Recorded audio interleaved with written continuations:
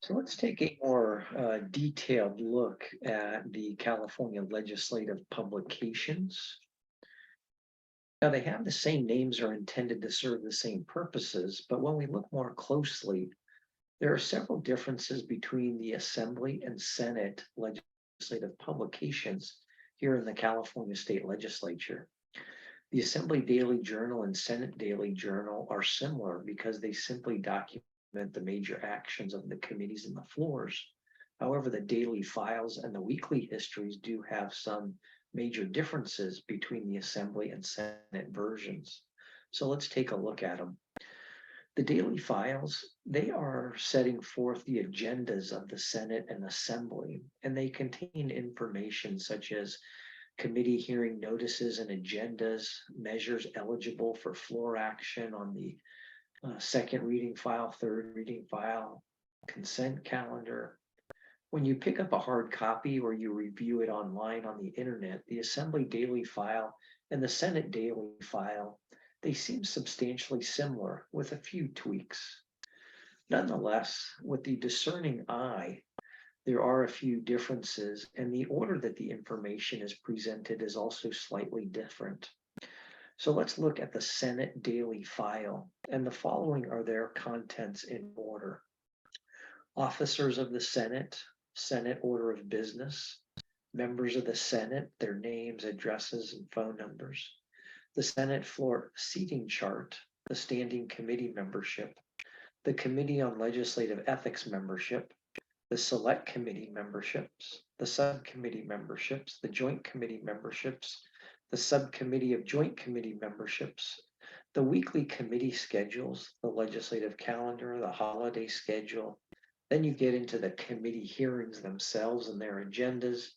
and then onto the items that are on the floor. The order of bills considered are Senate second reading, Assembly second reading, reconsideration, unfinished business, the concurrence items, Senate third reading, Assembly third reading, and then the concurrence files. In turning to the Assembly daily file, its contents are in the following order. Assembly order of business, Assembly seating chart, legislative calendar, Assembly member room number and phone, standing committee memberships, subcommittee memberships, select committee memberships, special committee memberships, joint committee memberships, subcommittee of joint committee memberships, then the committee hearings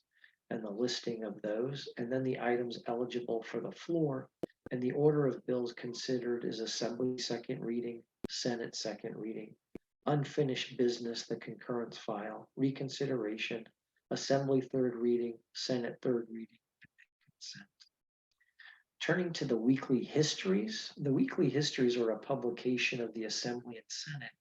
that give a comprehensive list of all the actions taken on every bill and every legislative measure and is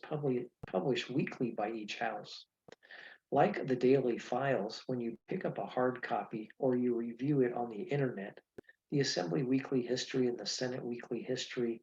look substantially similar, but there are a few aspects that are different, and the information is presented in a different manner. So let's take a look at both of them in more detail. The Senate Weekly History has the following contents in this order: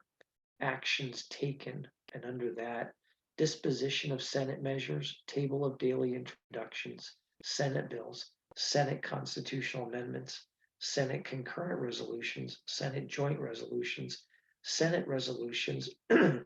governor's appointments, state bar appointments, attorney general appointments,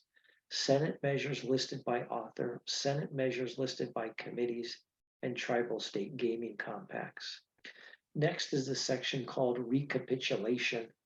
which has Senate bills enrolled into the governor, Senate bills chaptered and filed with the Secretary of State, chaptered numbers of Senate and Assembly bills, Senate constitutional amendments chaptered and filed with the Secretary of State, Senate concurrent resolutions chaptered and filed with the Secretary of State, Senate joint resolutions chaptered and filed with the Secretary of State, Senate resolutions adopted, chaptered numbers of Senate and Assembly resolutions, vetoed measures, resolutions adopted relative to the standing rules.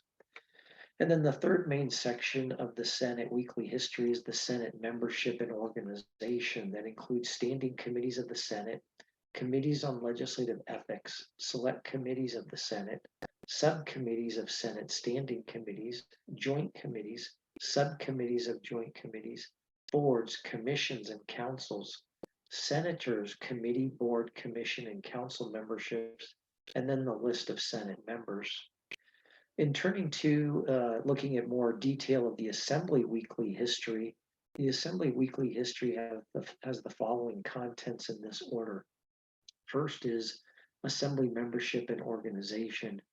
And below that, it has disposition of Assembly measures, members and officers of the Assembly, diagram of the Assembly chamber, standing committees of the Assembly, general research committees, special Assembly committees, subcommittees of the Assembly standing committees, and joint committees. The next main section is Assembly measures, which has, in this order, Assembly bills, Assembly constitutional amendments, Assembly concurrent amendments, Assembly joint resolutions, House resolutions, tribal state gaming compacts, governor's appointments, disposition of Assembly bills, disposition of Assembly constitutional amendments, disposition of Assembly concurrent resolutions, disposition of Assembly joint resolutions, and finally disposition of House resolutions. And then the last section of the weekly history is the appendix. And here they have just two items, Assembly measures listed by authors, and then measures listed by the original committee reference.